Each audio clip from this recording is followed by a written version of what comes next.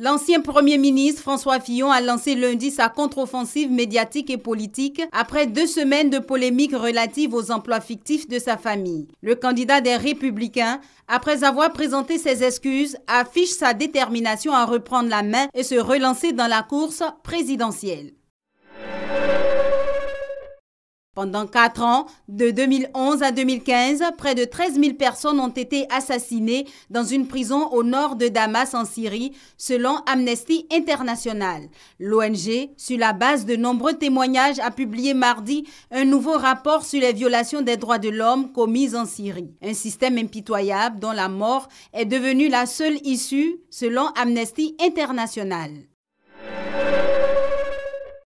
L'ex-premier ministre et diplomate somalien Mohamed Abdullahi Farmajo a été élu mercredi président de la Somalie. Ce cinquantenaire a été désigné à l'issue d'un vote favorable de 184 parlementaires sur 328. Ce vote placé sous haute sécurité s'est déroulé à l'aéroport de Mogadiscio. Dans son programme, le 9e président de la Somalie place la lutte contre la corruption en tête de ses priorités.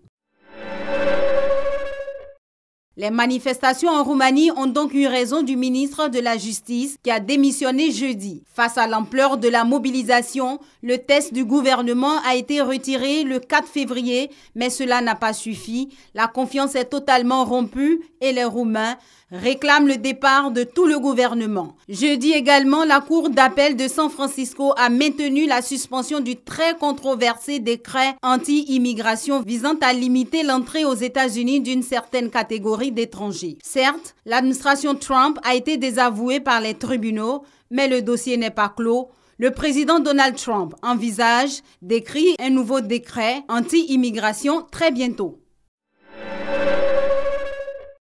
Poursuivi pour aide au séjour d'étrangers en situation irrégulière dans la vallée franco-italienne de la Roya, Cédric Héroux a été condamné à 3 000 €, environ 2 millions de francs CFA d'amende, avec sursis par le tribunal correctionnel de Nice vendredi. La justice reproche à 7 agriculteurs français d'avoir pris en charge des migrants sur le sol italien.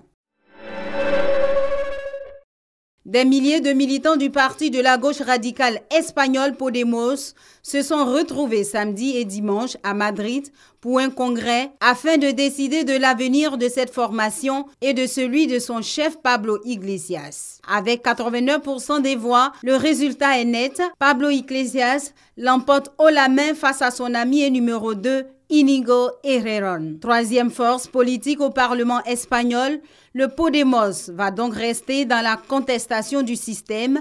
Désormais, cette formation entend se poser en véritable opposition au Parti populaire, PP, au pouvoir.